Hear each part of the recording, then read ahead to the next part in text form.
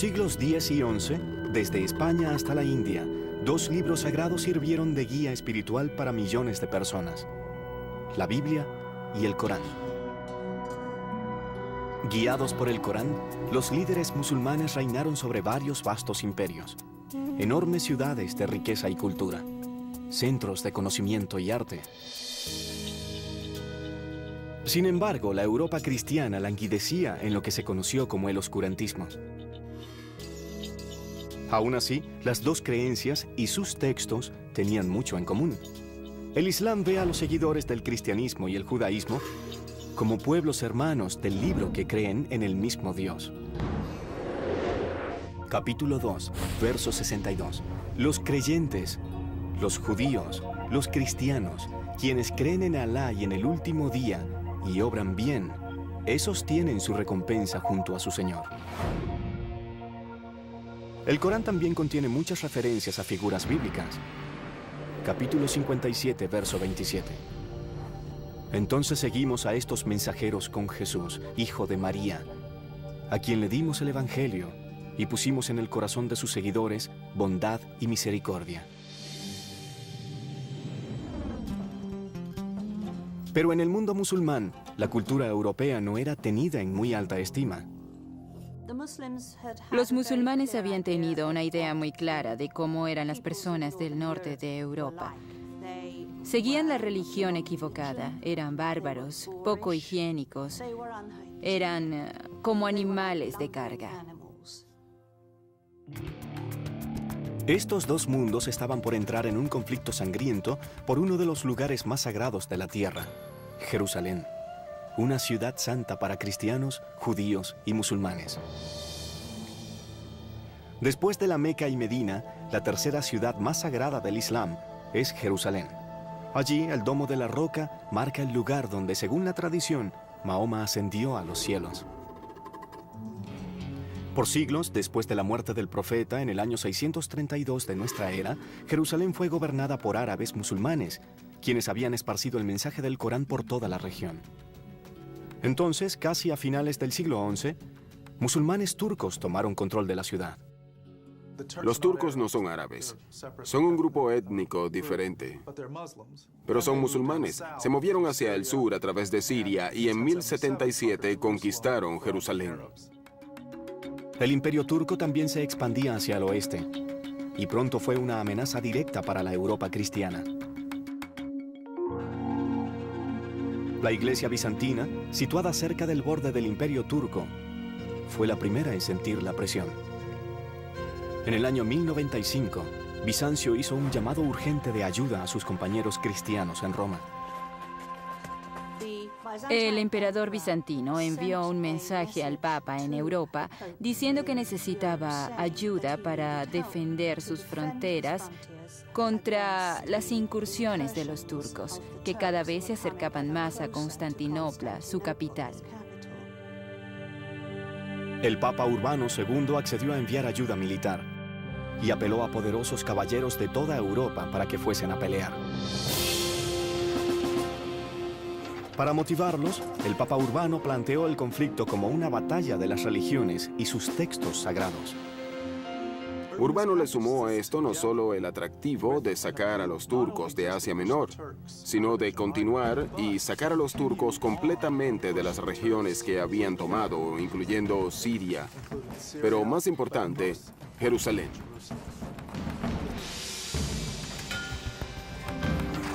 En el año 1096 fue lanzada la primera cruzada. Más de 50.000 campesinos cristianos y unos 7.000 caballeros salieron de Europa en marcha hacia la Tierra Santa. Luego de un castigador viaje de 3 años, llegaron a las colinas desde las que se veía Jerusalén y pusieron la ciudad en asedio. El sitio duró un mes, durante el cual murieron más de 1.000 cruzados, tanto en combate como por enfermedades. Entonces, el 15 de julio de 1099, los cristianos penetraron los muros que rodeaban Jerusalén y entraron en la ciudad.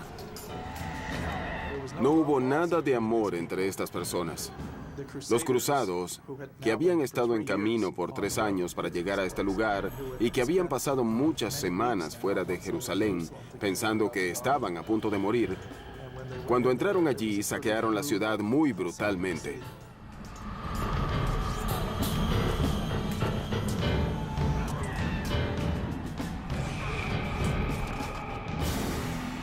No hay duda en ninguno de los dos lados de la historia de este evento de que los cruzados estaban excepcionalmente sedientos de sangre. El recuerdo de la brutalidad de los cruzados persiste aún hoy en la memoria de los musulmanes. Ante el resultado de lo que fue una devastadora derrota, muchos buscaron respuestas en el Corán. Inmediatamente después de la primera cruzada, los estudiosos religiosos se reunían y se decían a sí mismos, mientras leían el texto sagrado, ¿qué hicimos mal? ¿Por qué hemos desagradado a Dios? En el Corán, un concepto demostró ser clave cuando los musulmanes trataban de entender cómo habían perdido una de sus ciudades más sagradas y cómo podrían llegar a recuperarla. Se volcaron a la yihad, o lucha, y colocaron las bases para su propia guerra santa. En ese punto, el Islam no tenía ningún equivalente a la Guerra Santa. Así fue como la propia palabra yihad cambió su significado como resultado de las cruzadas.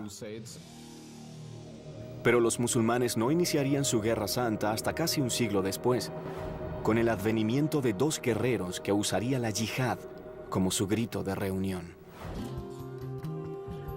Nur al-Din fue un poderoso líder quien en 1146 tomó el control de partes de lo que hoy son Siria y Jordania.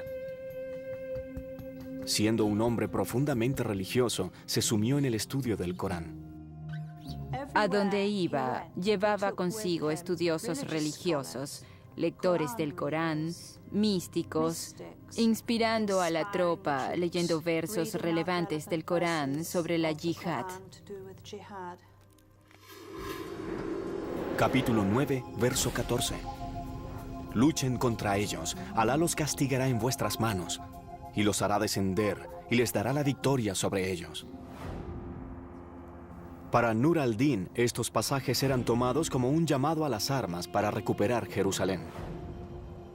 La interpretación de Nur al-Din de la yihad resonó entre sus súbditos, quienes estaban ansiosos por derrotar a los europeos. Cuando un segundo ejército cruzado enviado desde Europa en 1145 llegó a las tierras controladas por Nur al-Din, fue totalmente derrotado. Las victorias de Nur al-Din fueron una inspiración para sus seguidores, incluyendo su lugarteniente, un joven guerrero que también era un estudiante devoto del Corán. Su nombre era Saladino. Realmente trabajó por el renacimiento espiritual de la región. Así que fue un hombre muy religioso. Uno de sus amigos dijo que pensaba en Dios y en la yihad todo el tiempo. Y si no le hablabas sobre eso, él no querría hablar contigo. En 1174, mientras se acumulaba el impulso para un asalto total para retomar Jerusalén, Nur al-Din murió. El poder pasó a manos de Saladino, quien comenzó a hacer planes para su propio ataque a la ciudad santa. Pero antes, Saladino tendría que enfrentar a los cruzados en una decisiva y sangrienta batalla fuera de Jerusalén. En una meseta montañosa seca, bajo un implacable sol desértico, Saladino y su tropa recibirían el consuelo de los versos del Corán, mientras se preparaban para encontrarse con el enemigo. Rey de Inglaterra. Igual que Saladino, Ricardo era conocido por su devoción a su fe y su valor en batalla. Ambos guerreros eran dignos oponentes. Ricardo debió haber oído sobre Saladino y su reputación, incluso antes de dejar su hogar en Europa hacia la Tierra Santa. Saladino era muy alabado y temido. Las primeras batallas de Ricardo contra las fuerzas de Saladino condujeron a decisivas victorias cristianas. Pero retomar Jerusalén sería mucho más difícil. Los ejércitos de Saladino eran fuertes y el terreno abierto alrededor de la ciudad hacía difícil montar un ataque. Cristianos y musulmanes estaban estancados. El 2 de septiembre de 1192, ambos bandos acordaron una tregua.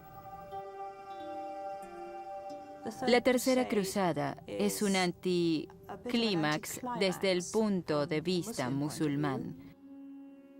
Saladino no logró remover a los cruzados permanentemente del suelo musulmán.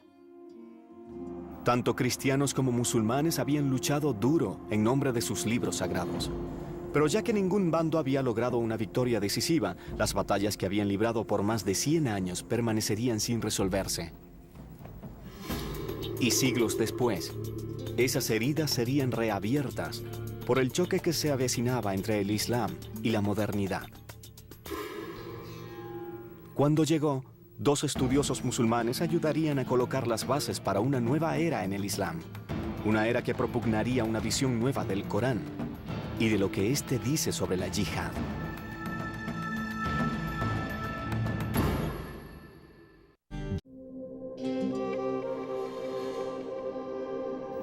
Según la creencia musulmana, en el siglo VII de nuestra era, los versos del Corán fueron revelados por Dios al profeta Mahoma. Estas revelaciones generaron una nueva religión y lanzaron una sucesión de poderosos imperios. El Corán fue una especie de motor. Simplemente fue una liberación fenomenal de energías religiosas e intelectuales que realmente informó a la cultura y a la sociedad del momento. Lo que llegó a conocerse como la era dorada del Islam duró cientos de años, pero para el siglo XV, el declive había comenzado.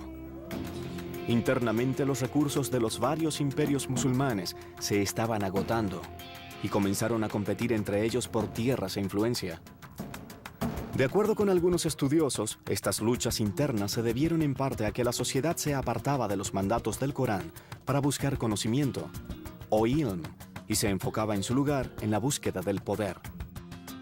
La caída comienza en los siglos XV y XVI, cuando el ilm o conocimiento ya no es apreciado. Así que tenemos imperios musulmanes luchando contra imperios musulmanes. Hay tiranía y opresión, y los estudiosos son cada vez más marginados. De igual importancia para el declive de los imperios fueron las fuerzas externas, en particular, el creciente poder de la Europa cristiana. El último de los grandes imperios musulmanes fue el de los otomanos. Con centro en Turquía, el Imperio Otomano comenzó su ascenso en el siglo XV y finalmente se extendió hasta las puertas de Viena. Fue aquí en 1683 que las fuerzas europeas detuvieron definitivamente la expansión musulmana. Por 2 meses, más de 200.000 soldados lucharon fuera de los muros de la ciudad. Al final, el ejército otomano fue derrotado. De allí en adelante, la influencia musulmana perdió cada vez más terreno ante las potencias europeas. Ya sin una autoridad política central, las variantes de la interpretación del Islam se esparcieron por todo el mundo musulmán. En respuesta, surgiría un movimiento que buscaba restaurar el Islam a su antigua gloria y a la lectura literal del Corán. A mediados del siglo XVIII, un estudioso llamado Mohammed ibn Abd al-Wahhab vivió en el declinante Imperio Otomano, en lo que hoy es Arabia Saudita. Llegó a creer que los musulmanes se habían desviado de las enseñanzas del Corán y propugnó un regreso a lo que aseguraba eran los fundamentos de su religión.